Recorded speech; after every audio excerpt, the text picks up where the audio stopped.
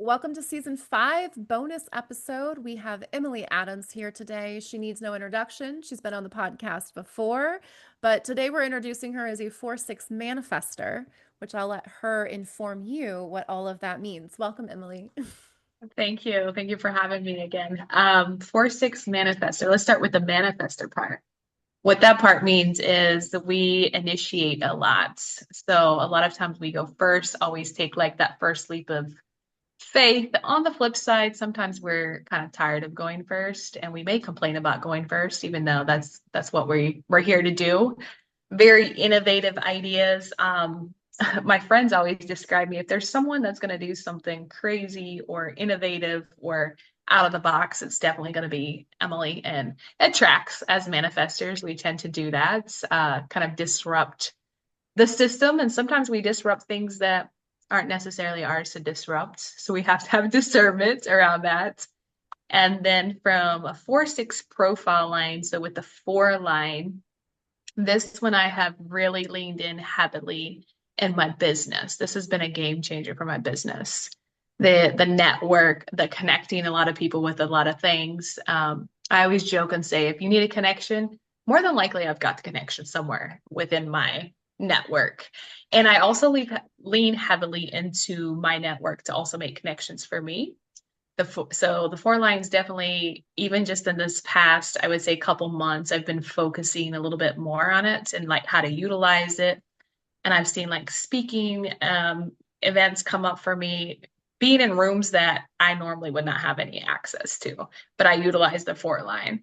And then the 6 line, that one's kind of been a journey. So there's like this phase from like I think 0 to 30 where we learn a lot.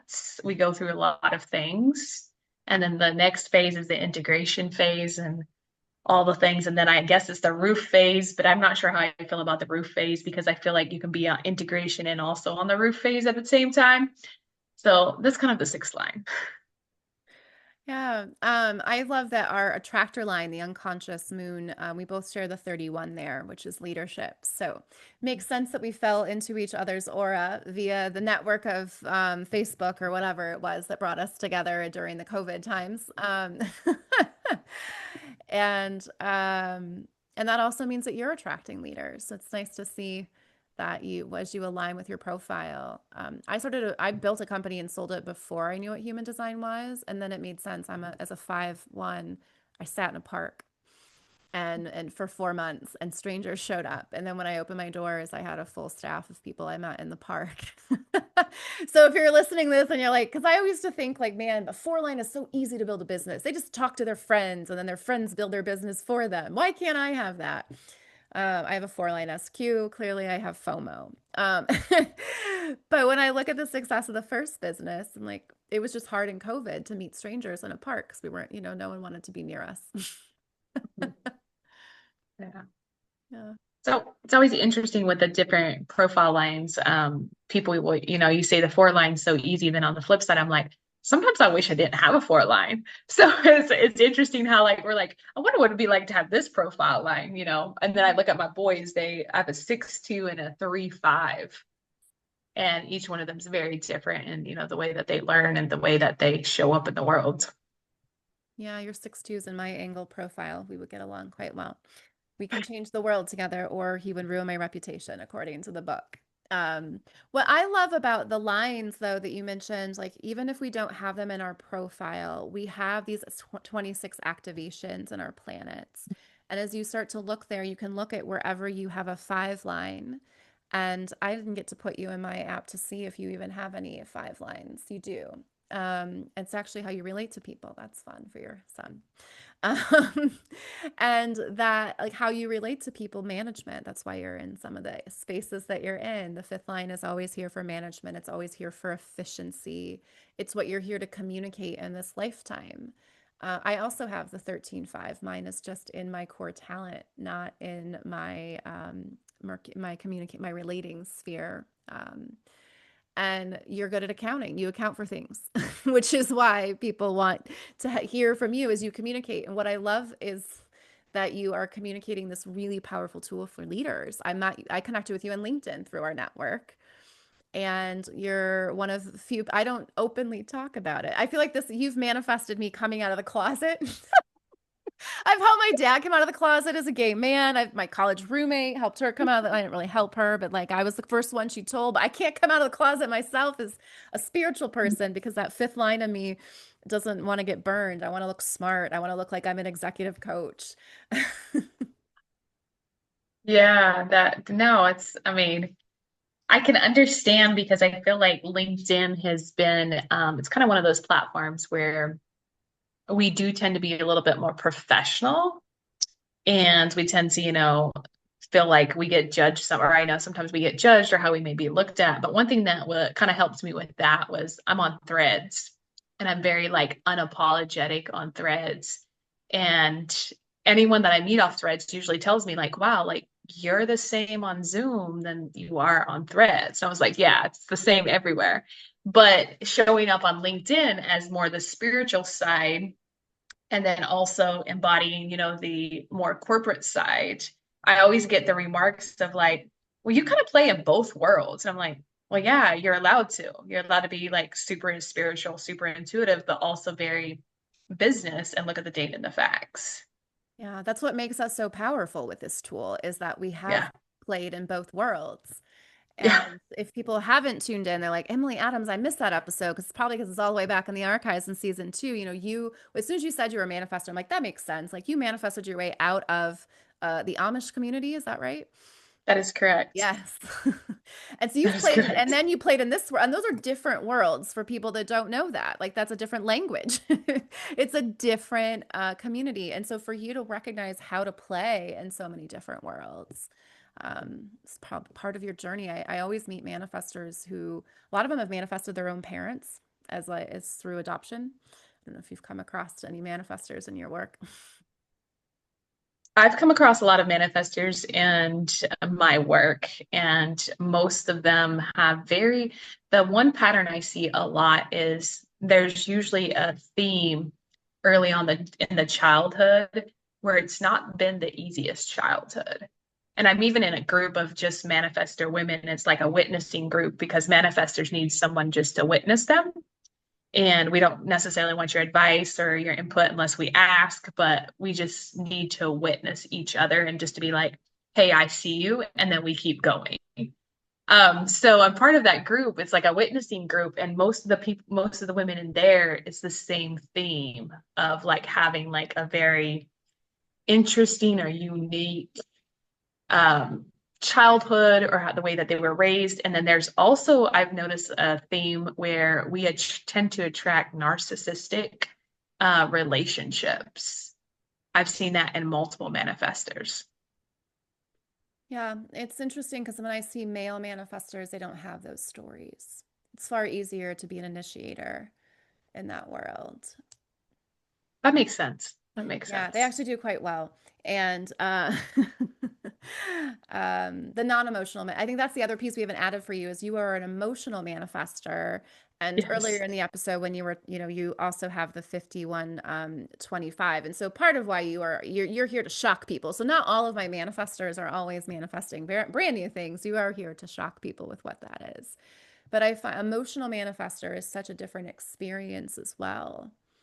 Um, in particular, because there is no logic circuitry in the emotional center. It is. It's a ride. It's a ride. And you have what I always talk, I have a wide open solar plexus. So I get to be wise about all these energies. I just don't know what it's like to walk around being you. But this 3536 channel is one of those that I'm like, gosh, this one's tough because you hunger so much. There is such a deep hunger. And in yours is half unconscious. So that means the whole thing is essentially unconscious for you, that coming out of your throat. But it's just like wanting for adventure and this just deep desire. And I'm just always love to hear from you. And what is that like to not just have this energy, but then not have the motor? So you are this initiator that has to wait. Patience is not what you guys are known for.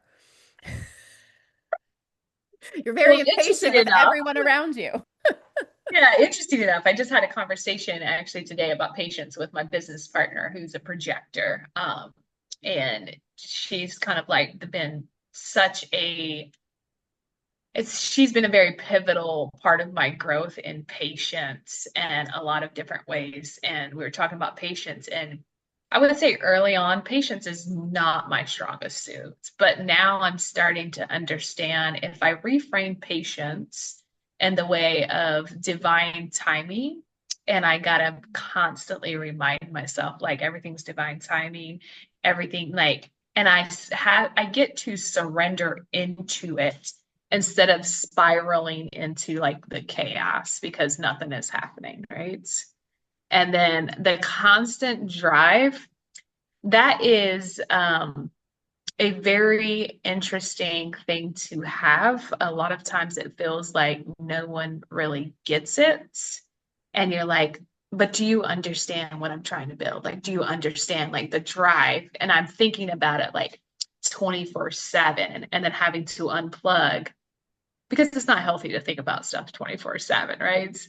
But the depth of the drive and the bigness of it sometimes can be a lot to carry. But I will say again, shout out to my business partner. She's definitely someone that I can go to and I'm like, I just need you to witness these things. And then I feel like I'm not alone in that space. But if I didn't have her, where she very much understands human design, understands how I operate, and it can also give like different insights with the knowledge and wisdom that she has. But it is definitely a double-edged sword having that. Yeah. And it's funny because patience is your unconscious personality. So it is your radiance when you are patient. And as a sixth line, you can be so wise here about patience. And I live with someone who has this whole channel, and I only have the 15, so I'm more of the extremes. And what's funny about your patience is your patience manifests in weird ways. Like, for example, these boxes meant by his desk that have been there for 6 months, he's very patient with unpacking. And when we moved into this house, and I noticed, like, because this is such a fixed rhythm. And what was so fascinating to look at your chart is 4 lines are the most fixed of the lines. The environment is so sensitive. And then you have this 5 fixed energy, which finds 15s like me like a magnet, by the way. And it doesn't like change, right? It's about rhythm and establishing a culture and an inner hum of an office. And ultimately, that is why people find me, is because we do need, it's correct for you to be in this rhythm. And yet it also needs to be dusted, as I like to say. Yeah, and I think like the more that you can understand these things about yourself and how you move and what works and what doesn't work. So I'm very structured and rhythm in certain areas of my life. And then in other areas, I'm a little bit more fluid. So for example, constantly, immediately, like in the mornings, I'm up and I'm working out. I got to get my energy moving like first thing because that's how I function very well.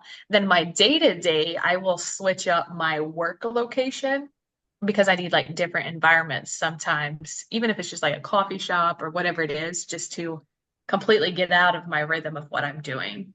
Yeah, that split definition, right? You have two distinct voices. Yeah. And for people that are listening, so 45% of people are not actually here for a soulmate. They're choosing to be with you because their energy talks and energetically they don't feel incomplete. I also have a split and I have a wide split. And so energetically, like we assimilate information more slowly, and getting into spaces where there are other energies allows us to assimilate information more quickly. That's the other part that I thought was so interesting about your chart as a manifestor. I'm like, whoo, she wants to move fast. The world doesn't want to move fast with her. And she's going to have more information as she slows down, and just gives it time to simmer, right? You are arrowly, you're strategically. Oh no, you've got the right arrow too. So yeah, so you could read a book twice and gain new information, which we didn't talk about that either because 4/6s are the only profile they shouldn't be giving homework to. That's not how you learn. Like you'll do it if you're a good girl, but you don't learn through homework. You learn through experiences. Yeah, I've always done, I did my homework, but it's not something that's to this day. Like if you tell me to do something, I'm probably not going to do it. If I feel like I'm called to do it, whether I'm working through a course or whatever, then I'll do it. But if not, I'm just going to pass. Yeah, it doesn't add value for you. You're not interested, which is Yeah. completely fair. I'm curious about anger. This one is the they call it the signature, not self, and I always had a hard time with that because I'm like everything is self. We're a synthesis of nurture and nature, but when you are out of alignment, you feel this anger, and women aren't supposed to be angry. I laugh at that because I don't see anger as a bad thing. Anger is something that is sacred for me. And anytime it comes up, there's usually a deeper sign. There's a deeper reason of why I'm angry. And it could be, whatever it may be. And I also get to be careful because I pick up on a lot of collective energy. It's part of something, one of the gates of my gene keys, I think, is like I'm here also to move the collective forward. So I can pick up a lot of like collectively, I pick up a lot of energy that's not necessarily mine. So as the world is going through transition and through anger, I get to detach sometimes from that because it's just too much. But the anger, when we think about anger, it's not a bad thing if it's used to create something that is good for the highest good. And so for me, when I start to feel the anger boil up, I get curious.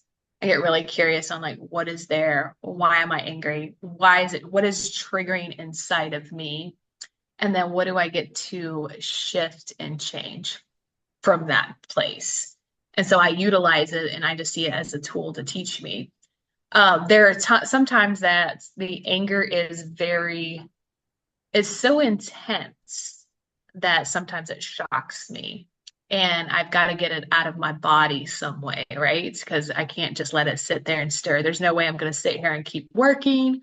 So I kind of go back to like moving my body, and the way that I get it out, move it out of my system the quickest is through running, sprints, hit workouts.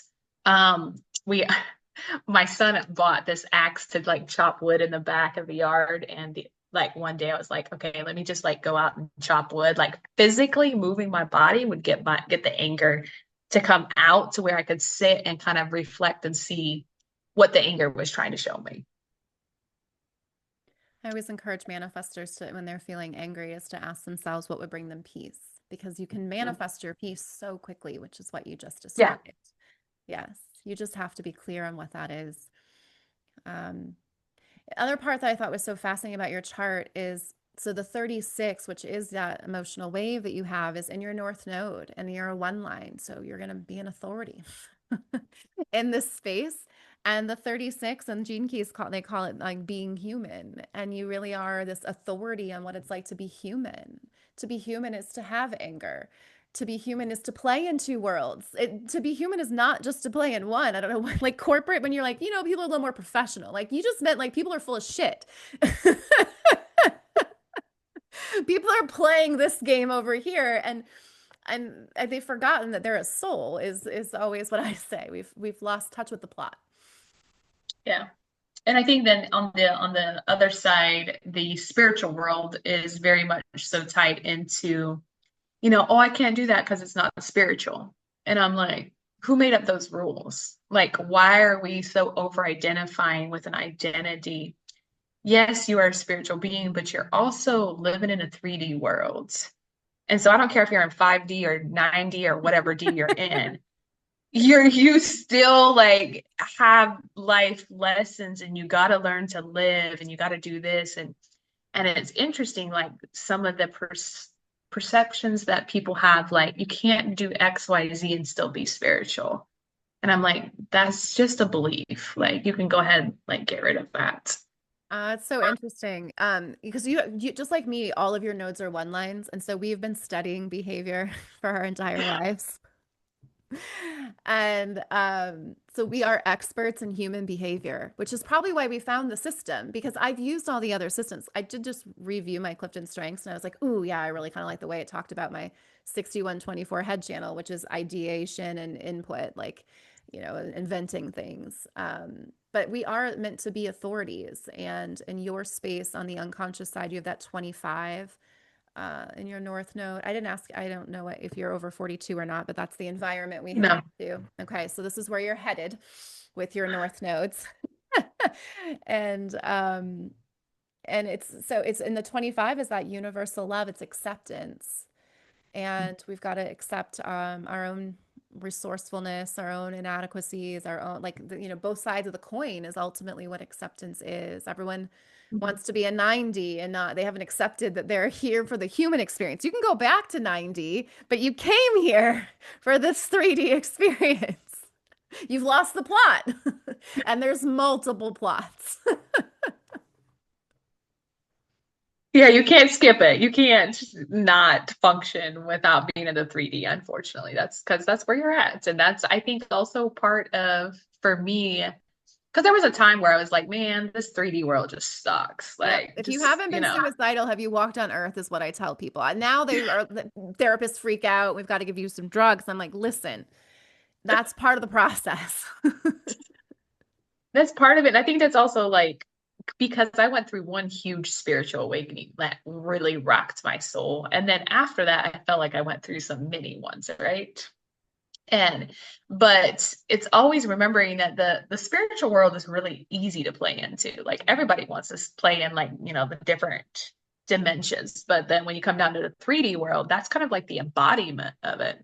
Because if you stay in the 5D all the time and you never come down to the 3D world and embody what you learned, what's your evolution? My favorite fortune cookie, which we put on the refrigerator, was ignorance on fire is more useful than knowledge on ice. That's bars right there. And it's accurate. And ultimately what we're trying to do, and I shouldn't speak for you, but is to allow more light to come into the form. And what I have seen for the system is it allows me then when I'm doing, we can talk about effective communication, bring in whatever, 5 dysfunctions of a team, but I always have this pulled up because that allows me to look at where is there part of you that needs more light? Because if we can bring more of that in there, then we start to develop a brand new pattern and we can step out, right? Logic wants to stay in an intellectual loop and get lost. That's why we have to live in both worlds where intuition does something completely spontaneous and then it doesn't look back. Mhm. Yeah. No, I completely agree. And I think if even if you never looked at your human design chart and you just asked yourself that question, like, where do I need to bring in more light? Or where is something that I get to face and stop avoiding, the world would be completely different. You're absolutely right. You don't, and the human design is actually my second favorite tool. The heart math is probably because it brings in more breathing. That way, if Mhm. I don't have to ask someone for their birth date if that doesn't feel like it might vibe for them. But allowing more light is usually where do you hold pain? Because wherever Mhm. that is in your body, you can bring more oxygen there. You can bring more light. We take life so seriously. And one of my gifts, I have the 2838 full channel. So you like to fight for things sometimes that don't matter. You don't have, I've been there. But I'm a one line in both of those. And so one lines are authorities. And I do think I'm a bit of an authority in how do you play the game of life. Mhm. You do not take it seriously. Like I was a college athlete, NCAA, and everyone's like, "Ooh, like Michael Jordan, you shoot free throws to get better." I was a tennis player. I'm like, "No, I dated a tennis player, and I went to junior college first, and then I had this. Like I was just myself. This is the 10 line Mhm. talking, right? Like I'm just myself, and then this was just my destiny type of thing. Like let's get your mind out of the way. I said I wanted to do that. Someone told me I couldn't. And that meant I probably was going to, but I wasn't going to force it. Anytime someone told me I couldn't do something and I was determined to do the opposite and didn't work out. Um, and someone told me I couldn't write a book once. And I'm like, damn it, he's still right to this day. But that tennis coach that told me that about tennis was wrong. And we forget that, our mind is undermining our life. And you have to Mhm. trust life. That's how you play the game of life. You trust it. You trust it deeply. And it's hard to do that because we come here feeling distrustful. Yeah, well, and sometimes it even happens before we're born, right? Even in the womb, we can pick that up, Yep. depending, on the parents. Yeah. And then that becomes a core talent. And so that's what we always forget is that the seed of wounding bears fruit. Your core talent is strategy, which is always exciting when I get to hang out in some strategy energy that's also a manifestor energy. My core talent is useless. I'm a management. I don't need that. I'm a solo. What kind of strategy do you want today? How to come out of the closet on LinkedIn as someone that is I got intellectual you. and inspirational. You have your willpower center defined. 68% of us do not, and it's always lovely to be in someone's energy that, like whatever you put your heart to will happen. And if it's not happening for you, your heart's not in it. And I know that's true for me as well. It is harder sometimes for us open centers to believe that. Like the power potential of an open center is supposed to be wisdom, but we spend so much time in the system talking about how it's the not self and how it's a distraction. Um, and your ego center, that my dad has that defined, he's just the emotional one. And learning both of my parents were emotional and I was a wide open solar plexus was just like, oh, I didn't need therapy. I just needed to understand that I was hooking into my mom and I was hooking into my dad. And my dad's is an explosive channel.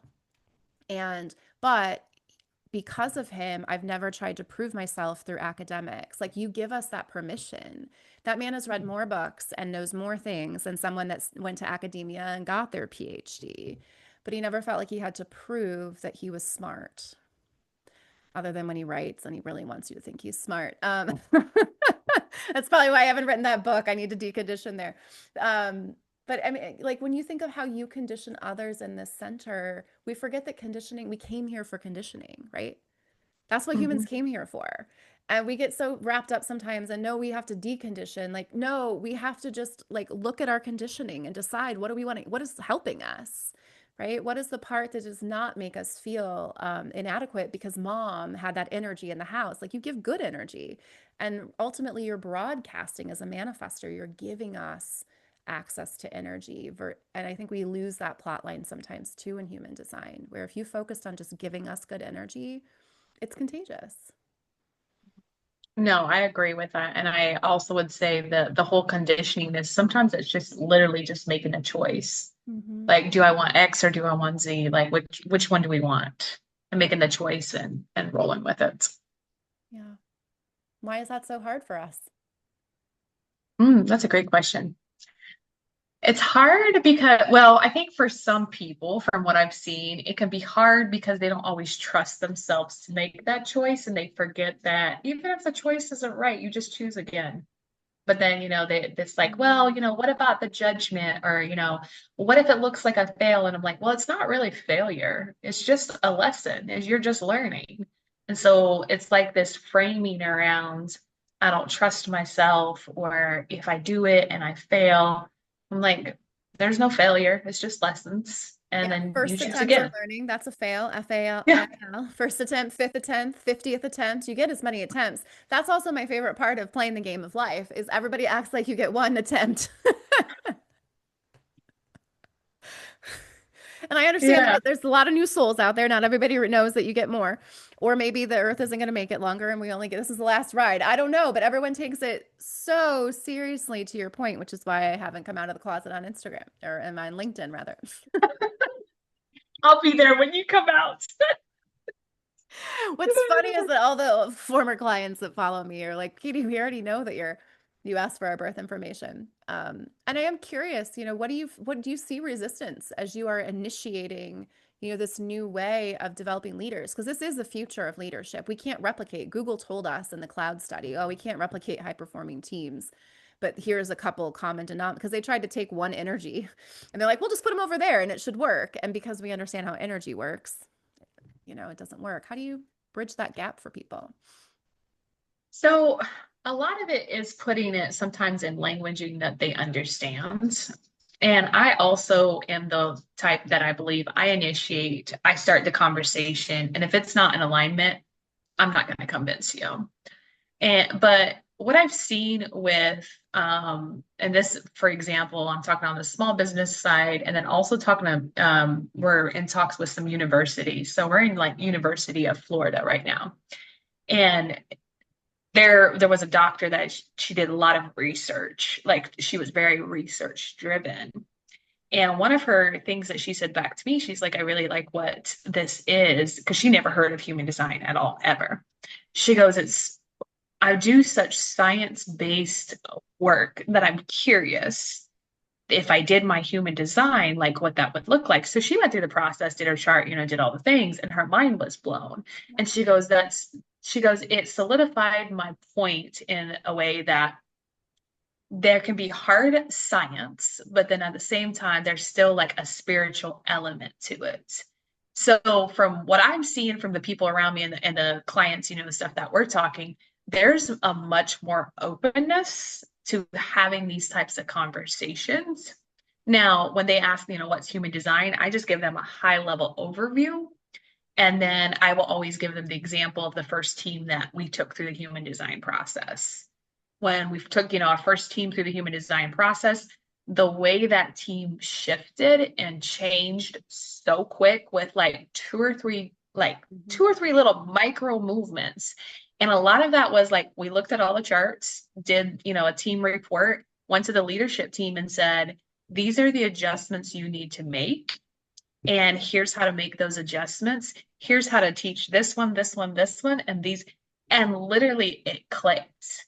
And then they started seeing themes in the team, right? So it's kind of just understanding those that are open. And then sometimes I also believe that, I initiate, I drop seeds, and maybe it'll land, maybe it won't. I'm not tied to it. Yeah. Oh, that's awesome. I only get one person on a team because of the way that I've gotten to coach in the last, and I'm pivoting into some other things, but this has been the most fun for me. I have over 500 charts that I've gotten to pull from people. And so now I know industry trends. And also to your point, like, I can change one person. When they talk to me about how people are acting or responding, I already know because I've seen so many damn charts. So the 17 is my life's work. Like I'm a pattern recognition machine with the 1858. Like I will come in and perfect this craft here. And it's amazing to me because I'll be like, they sound like they're express builder and they're skipping some steps. Yes, yes. And like, okay, do you have any people on your team that are very methodical? Okay, great. Because that it's very, once you start to really recognize energetic patterns, it is, I imagine, very quickly your team's like, oh, and the biggest like kryptonite I've always felt that I've had is I just need somebody there to call me so I can tell them, hey, this is how you need to reorg. Because I am like a reorg whisperer. I can help you feel good through a reorg, but also like what you're doing with teams is how teams should reorg intentionally. Give me their energies because skills are also built into these systems. I think you'd really like BG5 because they talk about the 016 and these are the penta and these are the business strengths that are in a chart. And you have quite a few business strengths in your chart, but you also get pulled into the penta very quickly, which is how you can get hooked into some energies. Mhm. Yeah, I like I said, it's very interesting to see it shift a lot more. And I think there's, like you mentioned earlier, this is the way that leadership's going to be done. I think about, my boys going into the workforce, they're 16 and 18, and they're not going to tolerate the way that leadership's been done for years, where these leaders are putting themselves on a pedestal, our way is the only way. It's the next generation, they're not going to tolerate that. Yeah. And leadership has to learn and understand how to shift and change. That is my favorite part about Gen Z. And I have gotten to be on the other end of that coin to coach managers with Gen Z. And that's when I realized, oh, you guys overschedule their lives. They don't know how to manage their own damn time or a calendar or anything else because they have been scheduled their entire lives. They didn't get to go outside and run around like an idiot until the street lights came on. Any other nuggets of wisdom you have for us and like what you see possible for teams or even just your manifesting predictions for leadership in the future?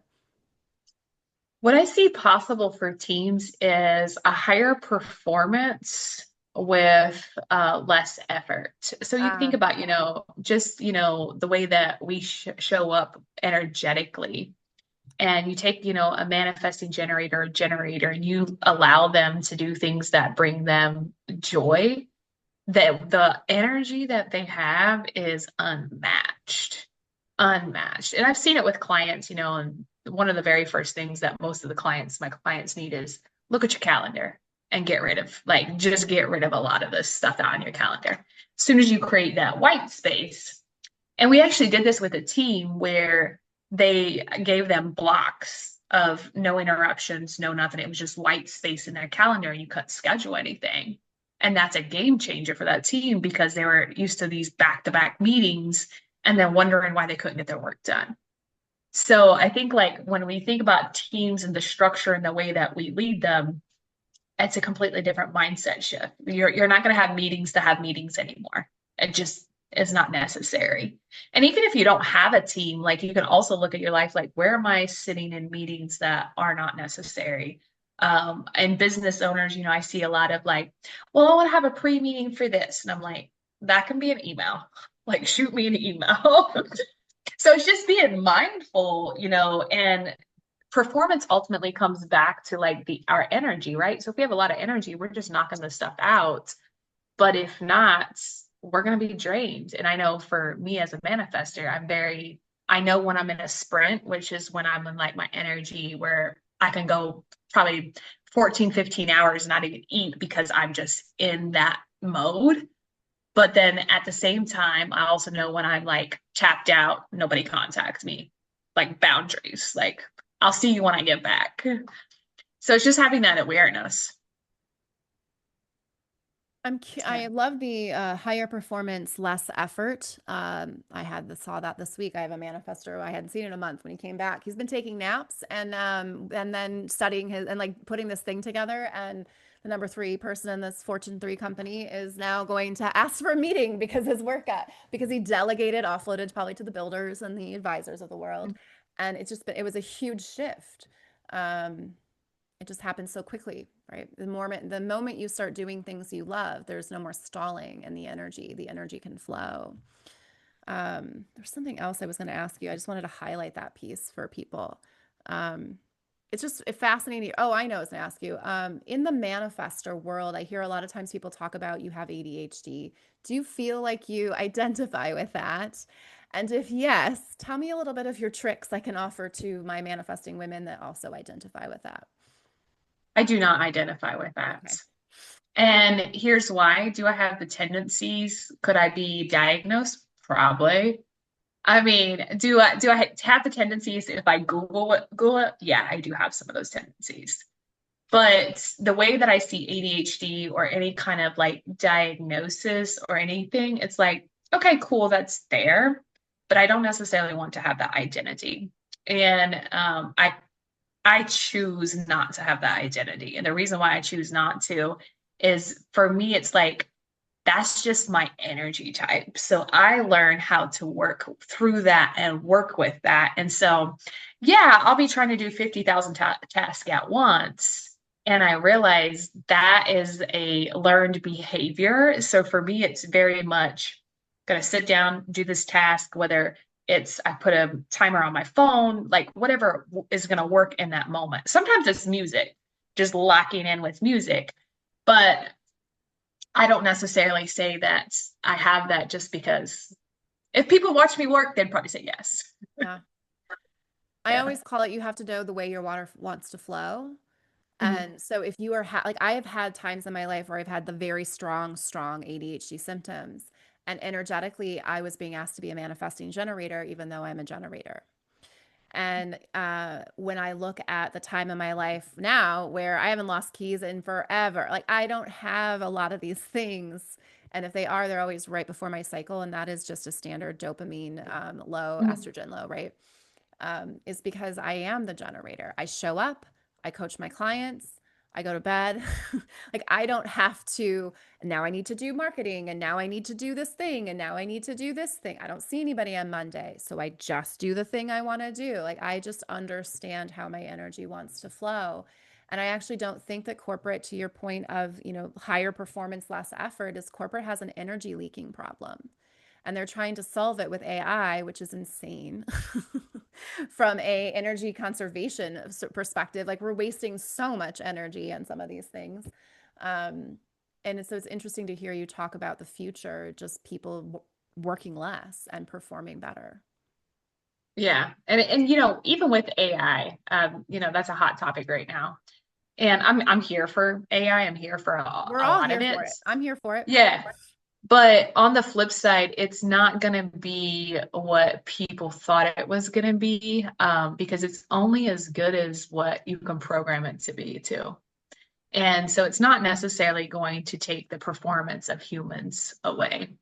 And energetically, AI, and we look at even just in spiritually, like it's put here to challenge systems and to be very innovative, but it's not going to be this thing that takes away all these jobs. Like it's just not. Like AI also needs a lot of structure and a lot of other things to make it work. And then when we think about the human touch, and I think we've even seen this shift a lot, is people are craving more in-person human interactions, and AI can't take that away. Now, I will say AI is a great processing tool if you program it right. Is it a therapist? No. Can you use it as one? You could at your own risk, right? But it's kind of one of those things where people don't understand like the whole picture of it. They're just seeing, the little bits and pieces of it. Yeah, and it's only as good as you can program it to be, is I think where people got frustrated with humans because Yeah. people felt like there was, yeah, there is like there's a limitation with programming humans, just like there's a limitation with, and that what human design is hey, they already have a program and it's amazing, right? And what I hear for you is now that you've tapped into your energetic program, everything is opening up for you. And that's how I feel as well. My first business, I was never, ever, ever in the red. It's almost embarrassing to say that now but I wasn't. It was so stupidly successful that I didn't know how to struggle. So I got to learn that during COVID building this business. But when I see how I did it, I was so aligned. The problem with success is that it's a terrible teacher and you try to repeat it. And then COVID said, no, you have to learn differently. And Facebook hadn't gone public when you built that first company. Early adopters always do well.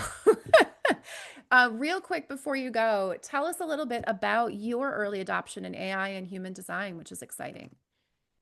Yeah, so the platform that we're building out, we are building out a platform that pulls in your human design chart, and then it takes you through this journey of different phases, but basically from starting to understand your chart all the way to being a business owner, and then down to the way you market and sell, and then to leading teams. And that's getting ready to launch within probably the next week or two. So. Super cool. Well, I'm here for that AI and any AI that's going to get rid of the AI that humans have already been given. As a teacher in my first career, so I'm familiar with the programming that we've tried to do with children. And it was just such a pleasure to host you. I look forward to any future conversations that we might have. Thank you. Thank you for allowing me to be here. Any last words you want to leave our listeners with? Stay in alignment with your human design.